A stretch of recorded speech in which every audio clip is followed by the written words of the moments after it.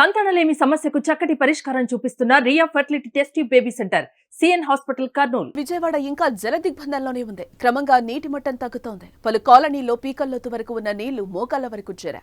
నీటి మట్టం తగ్గుతూ ఉండడంతో సహాయక చర్యలు ముమ్మరం చేస్తున్నారు. వరద కష్టాలు తీరిపోతున్నాయి అనుకుంటున్న బెజవాడ వాసులకు మరోసారి వర్షం భయపెడుతోంది. అర్ధరాత్రి నుంచి ఎడతెరిపి లేకుండా వాన పడుతోంది. బుడమేరు వరద ఉధృతి తగ్గినా విజయవాడలో చాలా ప్రాంతాలు ఇంకా వరద ముంపులోనే ఉన్నాయి. నగరంలోని సింగ్ నగర్, చిట్టినగర్ తో పాటు పలు కాలనీలు గత 2 రోజులతో పోల్చుకుంటే వరద నీరు తగ్గినా ఇంకా భారీగానే ఉంది. ఇప్పుడు మళ్లీ భారీ వర్షాలు కురిస్తే వరద పెరిగే ప్రమాదం ఉందని అధికార వర్గాలు అంచనా వేస్తున్నాయి. దీంతో ప్రజలు వణికిపోతున్నారు. ఇప్పటికే నరకం అంటే ఏంటో చూస్తున్నారు. తినడానికి తిండి లేదు, ఇళ్లంతా నీరు, బురద. పసిపిల్లలతో తీవ్ర ఇబ్బందులు పడుతున్నారు. కొంతమంది కట్టుబట్టలతో ఇళ్లు విడిచి వెళ్లిపోతున్న పరిస్థితి కనిపిస్తోంది. అక్కడ వేలాది మంది సర్వం కోల్పోయారు. విద్యార్థుల సర్టిఫికేట్లు నీళ్లలో తడిసిపోయాయి. వరదల్లో ప్రాణాలు కలిసిపోయాయి. ఇంతటి దుర్భర పరిస్థితుల నుంచి కోలుకుంటున్న సమయంలో మళ్లీ వర్షంతో తీవ్ర ఆందోళనకు గురవుతున్నారు. వాతావరణ శాఖ హెచ్చరికలతో అధికారులు అప్రమత్తమయ్యారు.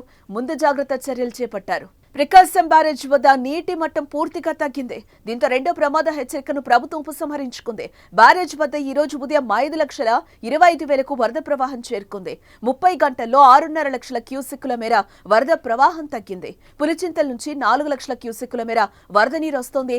వైరా, మున్నేరు, కట్టలేరు, కీసర వంటి ఉపనదుల నుంచి పూర్తిగా వరద ప్రవాహం తగ్గిపోయింది. ఫలితంగా ప్రకాశం బ్యారేజ్ కు వరద ప్రవాహం పూర్తిగా తగ్గింది. బ్యారేజ్ దిగువ భాగంలో నదీ తీర ప్రాంతాల్లో జల దిగ్బంధనం నుంచి గ్రామాలు క్రమంగా బయటపడుతున్నాయి.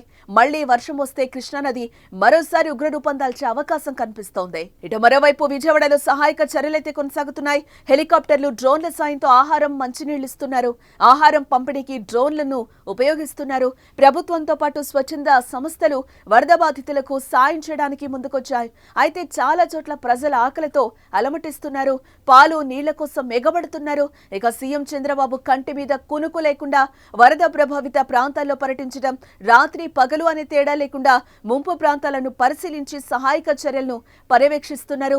ఈ పరిస్థితుల్లో వాహనదారులకు ముఖ్యమంత్రి చంద్రబాబు నాయుడు భరోసా ఇచ్చారు. బైక్లు, కార్లు, ఆటోలు ఇలా వాహనాలన్నింటినీ శుభ్రం చేసే బాధ్యత కూడా తామే తీసుకుంటామని అన్నారు. వాటికి రిపేర్లు కూడా చేయించే బాధ్యత తమదేనని పేర్కొన్నారు. ఆయా వాహనాల ఇన్సూరెన్స్ క్లైమ్స్ సైతం 15 రోజుల్లో సెటిల్ అయ్యేలా బ్యాంకర్లు, ఇన్సూరెన్స్ కంపెనీలతో మాట్లాడతామని చంద్రబాబు హామీనిచ్చారు. 1-2 రోజుల్లో బ్యాంకర్లు, ఇన్సూరెన్స్ కంపెనీలతో సమావేశమవుతామని, వాటికి సంబంధించిన డాక్యుమెంట్లను ఇప్పిస్తామని అంటున్నారు.